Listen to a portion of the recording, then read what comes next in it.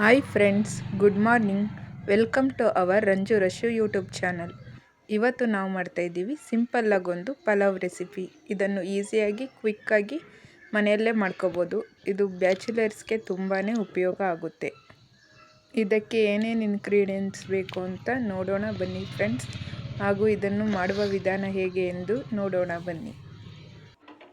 Gas ಸ್ಟವ್ನ ಹಚ್ಕೊಳ್ಳಿ. ಅದರ ಮೇಲೆ cooker ಇಟ್ಟು ಕುಕ್ಕರ್ಗೆ 2ರಿಂದ 3 ಟೇಬಲ್ ಸ್ಪೂನಷ್ಟು ಎಣ್ಣೆಯನ್ನು ಕಾಯಲಿಕ್ಕೆ ಬಿಡಿ. ಎಣ್ಣೆ ಕಾಯ್ದ ನಂತರ ಅದಕ್ಕೆ ಸಾಸಿವೆ, ಕರಿಬೇವು, ಚಕ್ಕೆ, ಲವಂಗ, ಬೆಳ್ಳುಳ್ಳಿ, ಪಲಾವ್ ಎಲೆ ಹಾಕ್ಕೊಳ್ಳಿ ಫ್ರೆಂಡ್ಸ್. ಇದನ್ನು ನಾವು ಈಸಿಯಾಗಿ ನಮ್ಮ ಮನೇಲಿರೋ ಇಂಗ್ರೀಡಿಯೆಂಟ್ಸ್ನ ಉಪಯೋಗಿಸಿ ಮಾಡಿರೋದು. ಅದಕ್ಕೆ ಈರುಳ್ಳಿ ಹಾಕ್ಕೊಂಡು ಅದಕ್ಕೆ ಒಂದು ಸ್ವಲ್ಪ ಅರಿಶಿನದ ಪುಡಿ, ಗರಂ ಮಸಾಲ, ಧನಿಯಾ ಪೌಡರ್ ಹಾಕಬೇಕು. ಧನಿಯಾ ಪೌಡರ್ ಹಾಕಿದ ನಂತರ ಒಂದು ಸ್ವಲ್ಪ ಮಿಕ್ಸ್ ಮಾಡಿ. ನೀವು ಮಿಕ್ಸ್ ಮಾಡಿದ್ದಾದಮೇಲೆ ಅದಕ್ಕೆ ನಾನು ಇಲ್ಲಿ ಪುದೀನಾನ ಆ್ಯಡ್ ಮಾಡಿದ್ದೀನಿ. ಇದೊಂದು ಸ್ವಲ್ಪ ವಿಡಿಯೋ ನಿಧಾನ ಆಗಿದೆ. ನಂತರ ಅದಕ್ಕೆ ಗೆಡ್ಡೆಕೋಸು, ಟೊಮೊಟೊ, ಕ್ಯಾರೆಟ್ ಮತ್ತು ಬೀನ್ಸ್ನ ಆ್ಯಡ್ ಮಾಡಿದ್ದೀನಿ.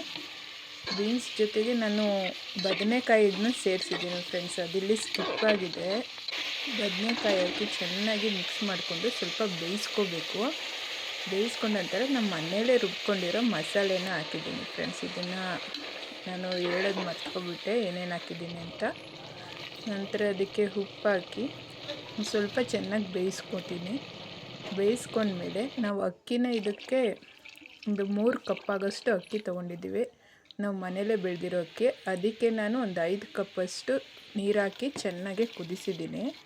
ನಾವು ನೀರು ಚೆನ್ನಾಗಿ ಕುದಿದ ನಂತರ ಅಕ್ಕಿ ಒಂದು 1/4 ಗಂಟೆ ನೆನೆಸ್ಕೊಂಡಿರೋದನ್ನು ಹಾಕ್ತಾಯಿದ್ದೀನಿ ಫ್ರೆಂಡ್ಸ್.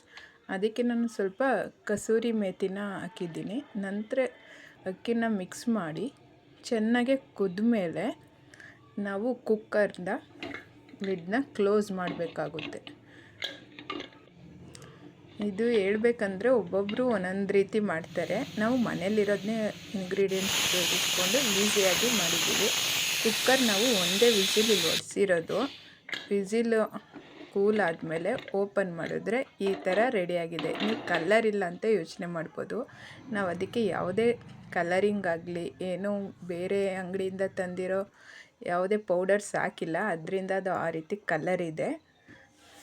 ಬಟ್ ಇದಂತೂ ನಾನು ಟೇಸ್ಟ್ ಮಾಡಿ ನೋಡಿದ್ದೀನಿ. ಬೇಕಾದ್ರೆ ನೀವು ಟ್ರೈ ಮಾಡಿ, ಸೂಪರಾಗಿದೆ. Thank you friends.